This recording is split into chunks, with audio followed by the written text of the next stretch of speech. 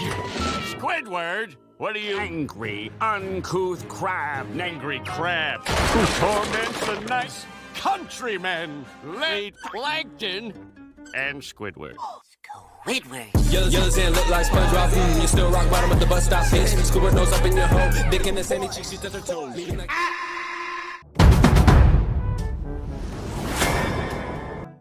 Hai guys, pada suatu hari di restoran Chumbucket terlihat Plankton bersama Karen. Saat itu Plankton mengeluh kepada Karen yang sedang membaca buku bahwa dalam sebulan ini restorannya belum ada pelanggan sama sekali. Dia bingung bagaimana cara menarik pelanggan. Tak lama kemudian dengan tiba-tiba datanglah seorang pelanggan misterius yang mengendap-endap masuk ke restoran. Tentu saja hal itu membuat mereka berdua sangat senang karena akhirnya ada pelanggan pertama. Karen pun segera meminta Plankton untuk bersiap-siap menyambut pelanggan tersebut. Tanpa banyak bicara, Plankton langsung menghampiri pelanggan baru itu dengan menaiki meja. Hello, sir. You don't actually want to order. Di sana, Plankton langsung menyodorkan selembar menu makanan kepada si pelanggan, berusaha berbicara dengan ramah sesuatu yang jarang dia lakukan. Karena biasanya dia cemberut dengan sikapnya itu. Sikap ramah itu membuat pelanggan merasa nyaman dan Plankton mulai menjelaskan menu andalan yang ada di restoran mereka. Pelanggan itu merespon dengan baik, namun saat Plankton menggambarkan menu makanan yang cukup menggelikan di lidah, secara tak terduga pelanggan tersebut ternyata adalah Squidward yang sedang menyamar. Kejadian itu membuat Plankton sangat kesal. Dia mengira bahwa Squidward sengaja dikirim oleh Tuan Crab untuk memata-matai restoran miliknya. Namun Squidward langsung menepis dugaan itu sembari mengeluarkan mesin ketik dan meletakkannya di meja. Dia mengaku bahwa restoran Plankton sangat sepi, tidak seperti tempat kerjanya. Squidward sangat membutuhkan tempat yang tenang untuk menulis karena dia sedang mempersiapkan sebuah pertunjukan sandiwara. Dia menulis semua jalan ceritanya sendiri dan untuk itu dia membutuhkan tempat yang nyaman untuk mengetik. Squidward sempat berimajinasi bahwa dia akan menjadi penulis terkenal dalam dunia sandiwara. Dalam imajinasinya dirinya digambarkan sedang dipenjara dengan kedua tangan di borgol. Sementara Tuan Crab berperan sebagai pemeran antagonis dalam cerita itu. Squidward lalu menunjukkan lembaran naskah yang cukup tebal kepada Plankton. Sayangnya meski naskah itu sudah selesai, dia masih bingung dengan bagaimana akhir cerita itu. Karena masih membutuhkan waktu untuk menulis lebih banyak. Plankton kemudian memberikan ide untuk naskah Squidward. Dia berimajinasi tentang dirinya yang sedang berjualan Chumbucket di pinggir jalan. Karena dagangannya sepi, dia pun diinjak oleh Tuan Crab yang berperan sebagai penjahat, membuat dagangannya menjadi hancur. Cerita tersebut membuat Plankton tertawa dan ternyata sebelumnya Plankton juga sudah menulis naskahnya sendiri. Namun karena sudah kotor, naskahnya berhamburan dan tercampur dengan naskah Squidward. Hal itu membuat Squidward berbinar-binar seolah-olah menemukan jawaban untuk akhir cerita panggung sandiwara miliknya. Dengan senang hati, Squidward segera mengambil naskah tersebut dan memuji jalan cerita yang baru. Setelah dirasa naskah itu selesai, Squidward menekan tombol rahasia. Seketika restoran tersebut berubah menjadi panggung lengkap dengan segala keperluan yang dia butuhkan. Hal ini membuat Squidward sangat senang, namun dia mengeluh tentang warna latar belakang panggung yang menurutnya terlalu jelek. Squidward ingin mengubah warna tersebut menjadi scarlet karena menurutnya itu warna yang indah. Plankton yang lebih suka warna merah menentang ide itu, dan perbedaan pendapat ini memicu perseteruan di antara mereka. Untungnya Karen datang untuk menengahi. Meskipun sudah dipisahkan oleh Karen, mereka berdua tetap bertikai, membuat Karen terpaksa memberikan solusi yang harus disetujui bersama demi kelancaran pertunjukan. Karen kemudian berperan sebagai sutradara dalam pertunjukan itu, mulai mengatur panggung sesuai dengan naskah yang ditulis oleh Squidward. Squidward mulai berlatih di panggung, membaca teks naskah dan gerakan, namun gerakannya masih kaku. Plankton yang tidak tahan melihatnya muncul dengan gaya kesehariannya. Hal ini membuat Squidward marah karena Plankton terlalu ikut campur dalam perannya. Squidward menegaskan bahwa dia yang menulis naskah ini, jadi dia berhak menjadi pemeran utama. Namun Plankton tidak ingin kalah dan menyatakan bahwa dia juga berhak karena ada bagian naskah miliknya. Perseteruan pun kembali terjadi. Karen yang melihat semua itu segera menghentikan mereka. Dia mengusulkan agar mereka mengikuti audisi untuk menentukan siapa yang terbaik di antara mereka berdua. Squidward pun bersemangat yakin bahwa dia yang terbaik untuk peran utama. Dia tampil penuh aksi dan bahkan sampai menangis untuk menyempurnakan penampilannya. Namun Plankton yang mengenakan kostum kerajaan naik ke panggung dan mengganggu penampilan Squidward. Plankton memerankan dirinya dengan penuh semangat, namun hal itu justru membuat Squidward semakin kesal dan langsung menginjak tubuh Plankton. Plankton tidak tinggal diam, dia sudah menyiapkan jebakan yang membuat Squidward terjatuh. Dengan penuh semangat, Plankton mulai membaca teks naskahnya sesuai dengan perannya, berusaha menunjukkan kemampuan terbaiknya di depan Karen. Tiba-tiba kepala Squidward muncul dan memarahi Plankton karena dianggap curang karena turun tangan lagi untuk memberikan pilihan siapa yang pantas memerankan peran Snippers. Namun Karen mengejutkan mereka dengan mengatakan bahwa tidak ada di antara mereka yang cocok untuk peran itu karena mereka tidak bisa memerankannya dengan baik. Plankton yang tidak terima menentang Karen bahwa dia tidak akan bisa menemukan aktor lain untuk memerankan Tuan Snippers. Tidak ada yang akan mau memerankan peran itu secara gratis. Tak lama setelah itu, SpongeBob datang ke restoran Cambucket sambil membaca denah untuk naik bus ke Clam Francisco. Dia baru menyadari bahwa sebelumnya Tuan Crab pernah memperingatkannya untuk tidak membuat 3 belokan kiri di dekat Mark Boyo, sambil menirukan gaya Tuan Crab dan tertawa. Karen yang melihat kedatangan SpongeBob segera memberitahu mereka berdua bahwa dia telah menemukan pemeran utama untuk peran Snipper. Dia memberikan peran tersebut kepada SpongeBob yang sangat senang karena itu adalah bagian terbaik dalam sandiwara. Plankton dan Squidward kesal melihatnya tidak bisa berbuat apa-apa lagi guys. Karen kemudian mempersilahkan SpongeBob untuk membaca teks naskah dan mulai berlatih di panggung. SpongeBob berusaha berbicara layaknya seorang penjahat, namun Karen segera menghentikannya karena dia belum cukup tegas. Karen memberikan contoh bagaimana cara berbicara seperti penjahat dengan nada ancaman dan membawa senjata tumpul. Plankton yang mendengarnya setuju dan langsung mengambil stick drum memukul kepala Squidward yang kemudian membalasnya. Kemudian SpongeBob yang merasa sedikit sedih setelah ditegur Karen, ia pun mulai berlatih dengan lebih serius. Karen mendekati SpongeBob dan menenangkannya dan menjelaskan bahwa peran itu hanyalah bagian dari permainan dan untuk panggung seni. SpongeBob pun mulai bersemangat dan menunjukkan akting yang luar biasa, mengubah gaya bicara dan gerakannya menjadi lebih tegas dan menakutkan.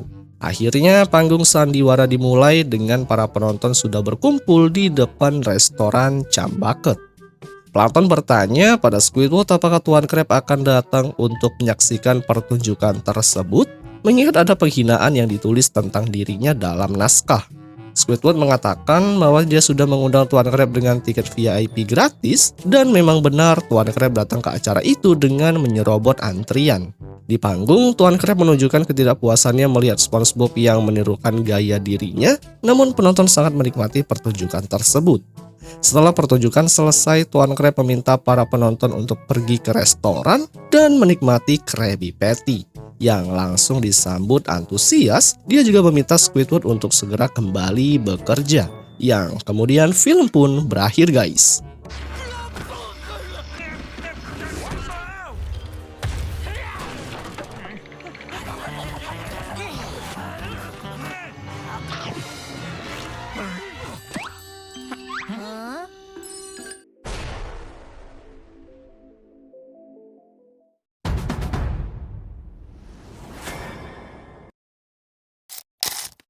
Hai guys, film dimulai dengan suasana cerah di Bikini Bottom di sebuah lapangan kecil yang ramai. Terlihat SpongeBob dan Larry sedang mengadakan pertandingan bisbol seru-seruan. SpongeBob berperan sebagai pelempar bola, sementara Larry siap berdiri di posisi pemukul. Di sekeliling mereka sekumpulan bocil alias anak-anak ikan berkumpul dengan penuh semangat, bersorak-sorak menyemangati pertandingan yang seru dan absurd itu. Saat SpongeBob bersiap melempar, ia menunjukkan wajah serius yang seolah-olah ini adalah pertandingan tingkat dunia. Namun ketika bola akhirnya meluncur dari tangannya, kecepatannya sungguh mengecewakan, bahkan lebih lambat dari Gary yang berjalan santai. Bola itu melayang pelan-pelan seperti balon ditiup angin, membuat Larry dengan mudah memukulnya tanpa harus mengarahkan tenaga. Bola melambung tinggi ke udara menuju ke arah Patrick yang bertugas menangkap. Namun sayangnya fokus Patrick tiba-tiba buyar ketika dari kejauhan terdengar musik khas dari truk es krim Goofy Goobers yang mendekat. Kemudian secepat kilat Patrick berlari meninggalkan posisinya, diikuti oleh para bocil yang langsung histeris dan menyerbu truk es krim itu seperti zombie ke arah otak manusia. Begitu truk berhenti, bocil-bocil itu langsung naik ke atas mobil, bahkan ada yang masuk ke dalam tak sabar menunggu giliran. Akibatnya truk es krim pun porak-poranda, hampir seperti sedang dijarah. Si penjual es krim yang mengenakan kostum kacang keluar dari kemudi dengan panik, lalu mencoba mengendalikan situasi. Anehnya setelah itu dengan senyum ramah dia mulai membagikan es krim satu persatu. Seketika bocil-bocil yang sebelumnya mengamuk berubah menjadi bahagia dan tertib. Mereka makan es krim dengan riang dan si penjual pun mendapat keuntungan besar dari penjualan dadakan itu. Namun keterangan itu hanya sementara. Begitu para bocil pergi, Patrick datang sendirian. Tapi dia bukan pelanggan biasa, dia merupakan pelanggan kelas brutal. Patrick langsung memeluk truk es krim itu hingga bergoyang-goyang. Wajahnya menunjukkan antusias berlebihan, membuat si penjual es krim sangat panik. Apalagi ketika tiba-tiba SpongeBob muncul tepat di depan truk, lengkap dengan senyuman lebarnya. Kepanikan pun mulai memuncak. Tanpa pikir panjang, si penjual langsung menginjak gas, mencoba kabur dari lokasi. Namun belum sempat ia jauh, truk malah menabrak batu besar di pinggir jalan. Truk itu terhenti seketika, dan tubuh SpongeBob serta Patrick terpental hingga masuk ke dalam semak-semak kaktus berduri. Dari kejauhan, Sandy si tupai pintar baru saja keluar dari WC umum. Dia melihat kecelakaan itu dan mendekat. Begitu melihat si penjual es krim dalam kostum kacang, matanya sontak langsung terbuka lebar. Sandy langsung terhipnotis, kacang adalah makanan favoritnya. Dan kini ia melihat kacang hidup di depannya. Sandy mendekat perlahan dengan tatapan lapar, tubuhnya mulai membesar dan berubah menjadi monster rakus kacang. Si penjual es krim ketakutan setengah mati, dia berusaha kabur tapi Sandy berhasil menangkapnya.